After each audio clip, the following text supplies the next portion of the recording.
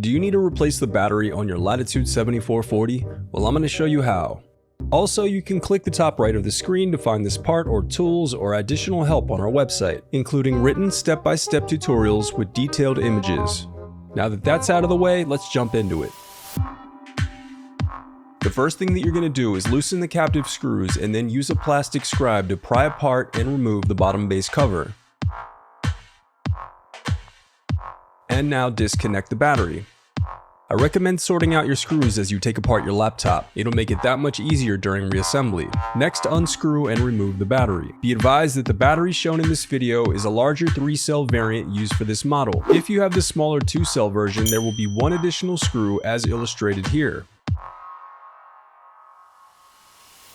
The reassembly of your laptop is as simple as following your steps in reverse.